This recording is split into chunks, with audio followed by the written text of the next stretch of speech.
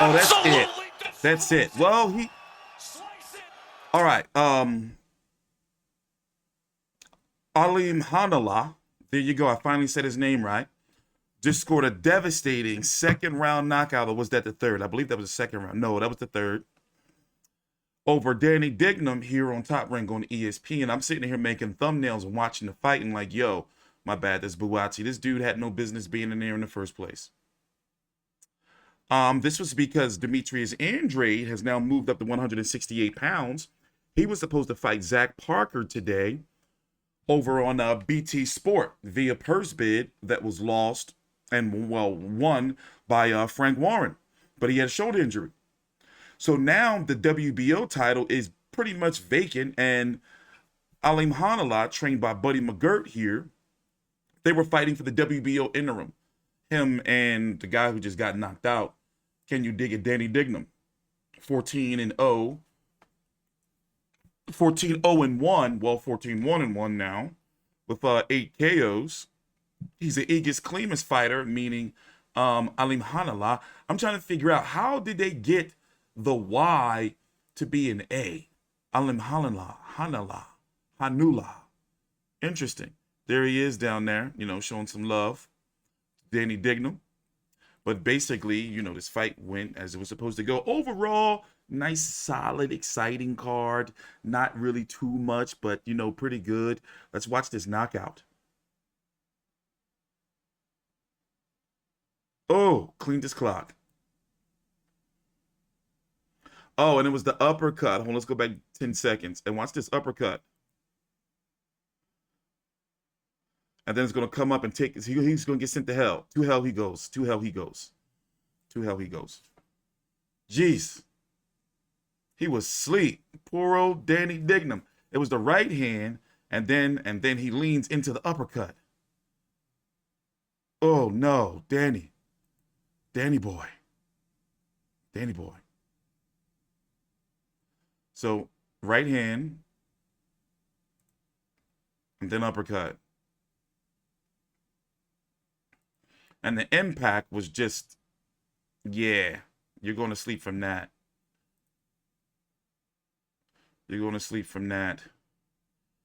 So now the 160-pound division is a pretty crazy place. Because Golovkin is the #1 guy. You got Chamorro WBC taking on Soluski.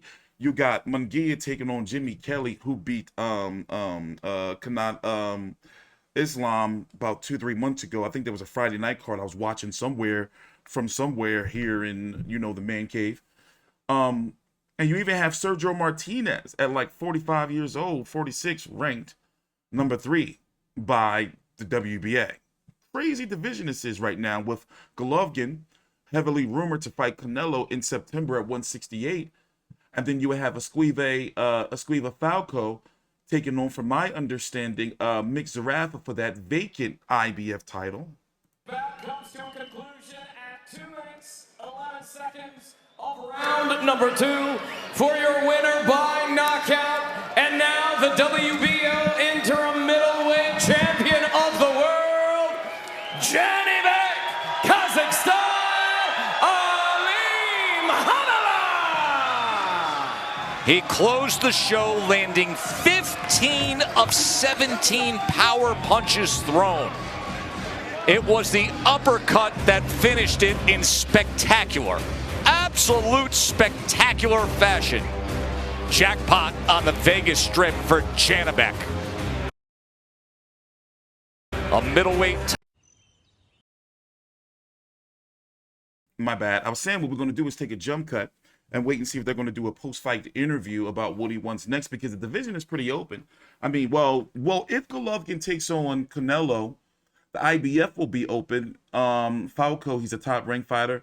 Mick Zarafa, Australian fighter, but they do work with Top Rank. I expect for Alimkhanuly to be elevated to full WBO champion when it's confirmed that Demetrius Andrade fully vacates, because let's frankly be honest. Do you see Andrade taking on Alimkhanuly? I don't see it. Jamal Charlo desperately needs a fight. Golden Boy nixed the potential fight with Jamal Charlo and Jaime Munguia. So now you got Jaime Munguia, who's going to be taking on Jimmy Kelly. And you're going to have Jamal Charlo taking on Soluski. Like, that's boxing for you right there. So now for Alimkhanuly, who is he going to be fighting to, like, make to you know, like, build his profile? Because this fight ain't do nothing. It was barely anybody at that event. And we got to look at realistic. Maybe they can try to unify the IBF, you know, WBO titles, depending on what Golovkin's going to do. You know, if he decides to, after Canelo, whatever happens, move back down to 160, they can perform. They can maybe, you know, double Kazakh style fight. But at the end of the day, the money's with Charlo. I mean, the money's with Golovkin, and Charlo's over at PBC. You know, and don't tell her how long he's going to stay, you know, there. And you also have Jamal Charlo who's talking about moving up to 160. But once again, there's politics there. You know, and I don't remember when the last time we saw Aegis Clemus work with PBC and PBC and Al Heyman. What? Tsar Glaskov, maybe? I don't remember. But let's see if it's going to be a post-fight interview. Let's take a little jump cut here. Thanks for watching MT Street Controversy with Fight View 360. Mark Regal. Zhanibek, congratulations on your new belt. Was this the message that you want to send? Біріншіден барлық жанкүйерлерге алғысым шексіз. Осылай қолдап келіп отырғанына. Және де бұл біздің әлі қат тұрған соққымыз емес. Біз енді бастап жатырмыз, енді келіп жатырмыз. Құдай қаласа, бұдан да өте жақсы, өте ауыр соққылар болатын болады. First of all, I wanted to thank all my fans who came here to support me, and you can see the big support. I showed, but I didn't show my best punches yet. It will be coming in the next fights. Well, after that performance, who the heck's going to fight you? Who's going to fight him after that? Кто будет тебя боксировать после этого? Чарло шығатын шығар мен. Келесі жолы Чарло шығатын шығар. He wants Charlo? Maybe Charlo gonna come out. Maybe Charlo? Yeah. You think Andrade comes back for you? Do you think Demetrius Andrade comes back for that belt? Что Дмитриус Андраде выйдет на следующий бой? Қазір мен мінеки рингте отырмын.